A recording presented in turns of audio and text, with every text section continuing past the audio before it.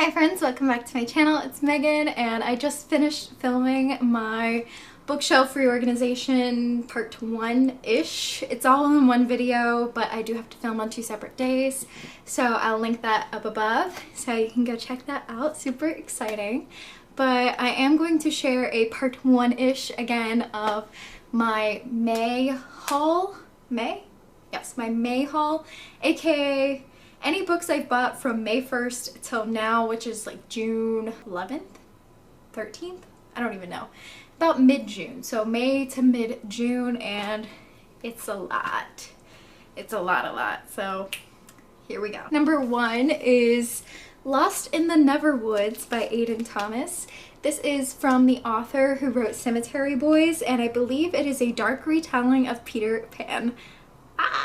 Next we have some adult romance. First is Tools of Engagement by Tessa Bailey. I believe that this is an adult romance set in an HGTV style situation. And then we have Take a Hint, Dani Brown by Talia Hibbert, which is the sequel to Get a Life, Chloe Brown. And in this we are following Dani, and I forget the entire synopsis, but I think it's either fake dating or enemies to lovers of some sort. Next is Matched, which is always talked about as a very popular dystopian-esque novel. So if you like The Selection, if you like The Hunger Games, if you like Divergent, this is recommended. I don't know anything else about it besides that. I think, actually that's a lie. I think it's about you're like born into a specific faction, for lack of a better term, and it's determined like your entire life, like who you're gonna marry, where you're gonna work, I believe. I don't know, but I'm excited to get into this one. Next is Don't Read the Comments by Eric Smith.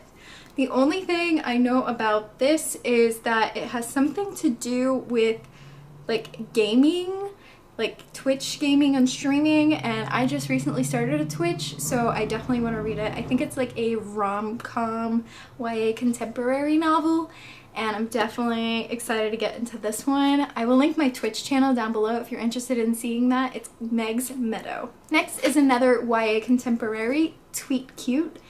I believe, and I could be completely wrong, I believe this is the one that's about two like restaurant owners, like Romeo and Juliet-esque, and the people hate each other in real life but tweet cutely and like have a thing for each other over Twitter. I could be wrong. And then we have A Lady's Formula for Love by Elizabeth Everett, and I picked this up because it was on a list of if you love watching Bridgerton, pick this up. So I love watching Bridgerton. I picked it up. It was on a buy one get one half off at Barnes & Noble.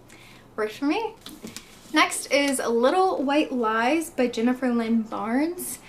I don't know much about this one. I think it's comparable to, or comparable, I don't know how to pronounce that word, to like Bridesmaids, the movie, or something like that. And it's, no, I think it's actually a handyman girl, like a tomboy girl joining a debutante. I think that's actually what it is. I just saw the white and was thinking Bridesmaids. I don't know why, but I think it's the other one.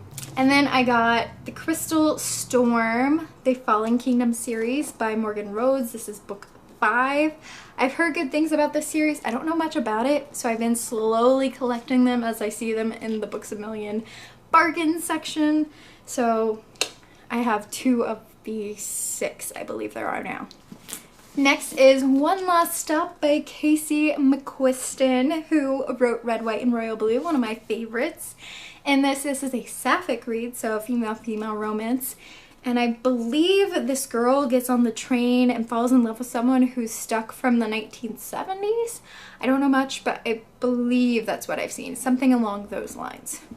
And then I also have Daughter of the Reich by Louise Fien.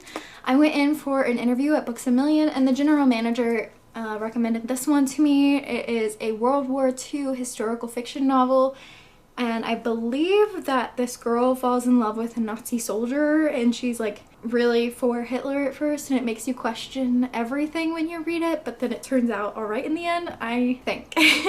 Next, I picked up The Inheritance Games, and the reason I picked this up is because it was compared to Knives Out, the movie, which is one of my favorite movies of all time. If you haven't seen it, go watch it. and I'm so here for a book that's similar to that. Then I grabbed The Infinity Courts by Kemi Dawn Bowman. Honestly, this was a 100% cover buy and I don't know anything about it, but look at that cover, how could you not want it? Next is A Queen of Gilded Horns by Amanda Joy. This is the sequel to A River of Royal Blood, one of my favorite novels of last year, 2020. A River of Royal Blood tells the story of two sisters who are pitted against one another for the crown, and it is brutal. It is everything I wanted Three Dark Crowns to be, so I highly recommend you check it out. Next is Mostly Void, Partially Stars, Welcome to Night Vale Volume 1. This was also recommended to me by someone at Books A Million, one of the associates. They recommended this as a story or novel following a podcast in which this town, everything's just a little weird. From talking to the associate, I feel like I got Black Mirror vibes, but a lot less sexual, thank goodness. It's just like a little funky and spoopy per se. So I'm excited to get into this one because it sounds completely out of my comfort zone and I'm here to challenge my comfort zone. Let's go. Next is probably the one I was most excited to pick up, and that is In Deeper Waters by F.T. Lukens. And you guys, this is pitched as Pirates of the Caribbean meets Gentleman's Guide to Vice and Virtue. Gay pirates. I mean, yes. I'm so excited. Also, look at that cover. How could you not want it? Next, because Anthony and I have been watching the Avatar: The Last Airbender series, I have been collecting the comics, and I felt it appropriate to also start collecting the Legend of Korra comics.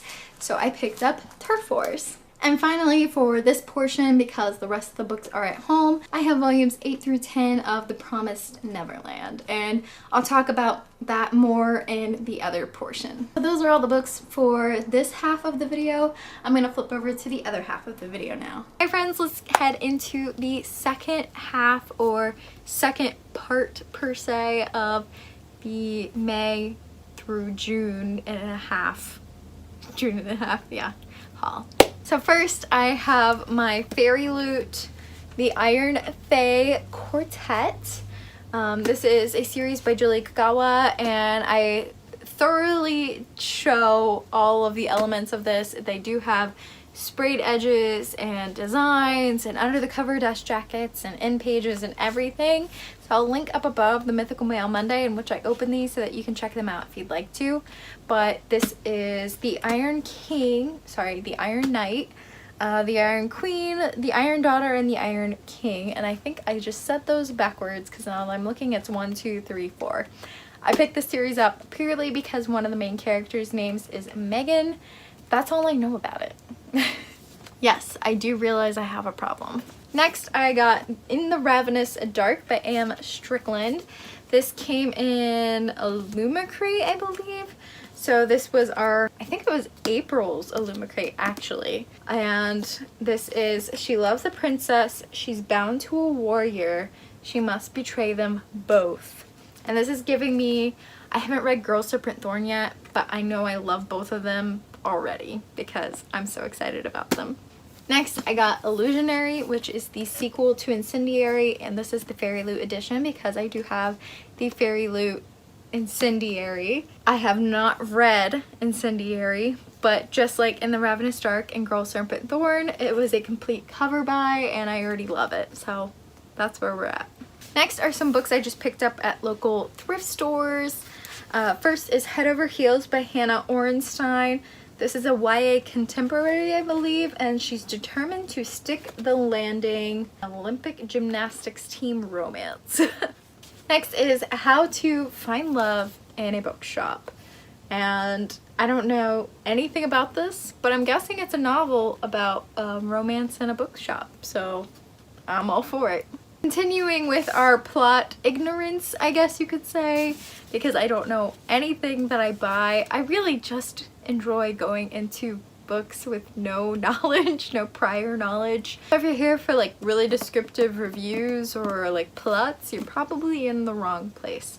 But next I got These Divided Shores by Sarah Rush. I think this is a sequel to These Rebel Waves. I'm pretty sure this is like a pirate, sea, mermaid, siren in that realm, and that's like the trope that calls to my heart, so I had to pick this up because it was cheap. Next is Recipe for Persuasion, which I think is a persuasion retelling. And finally, from the thrift stores, I grabbed The Darkest Star by Jennifer L. Armentrout. And I picked this up purely because it was written by Jennifer L. Armentrout, who also wrote From Blood and Ash, and I haven't read that one either, but this is a very hyped author that I would like to pick up, and if I have the opportunity to grab a book while it's cheap, I'm gonna take it. Next are some books I traded for. So I did trade a few ARCs away, and in return I got Shadow of the Fox by Julie Kagawa, the ARC, and Spell Hacker by M.K. England, One Last Heist, Famous Last Words. And this one came, I believe it looks like, at least, it was a Fake Crate novel. And we got a book plate, which is really cool. Both of these, not necessarily the advanced reader's copy of it, but both of these have been on my wish list for a while, so it's nice to check those off with some ARCs that I didn't really want. And you saw volumes 8 through 10 in the previous part, but as you can imagine, I also got 1 through 7 of The Promised Neverland. The Promised Neverland follows a group of orphans who are part of an orphanage, and they discover something about this orphanage that kind of persuades them to want to escape, and that's all I'm going to say. It's so good. Favorite manga ever so far. I've only read a few, but favorite manga ever so far, and I love, love, love it. I've been buying the series as I read each volume. It's so bad, but so good. Next is my Owlcrate May book, which is The Ones We're Meant to Find. And I originally thought this was a sapphic read, but have since found out that it is sisters. I don't know anything about it other than that because I was already wrong about the plot the first time, so I'm not gonna try to guess again. And finally, I pre-ordered and received Aetherbound by E.K. Johnston, and this is the same author that wrote Ahsoka, and yeah, I don't really know anything about it. This was also 100% a cover buy. I mean, how could you not want it? But those are all the books that I hauled in May through June, half of June. So thank you guys so much for watching, and I'll check you in my next one. Bye, friends!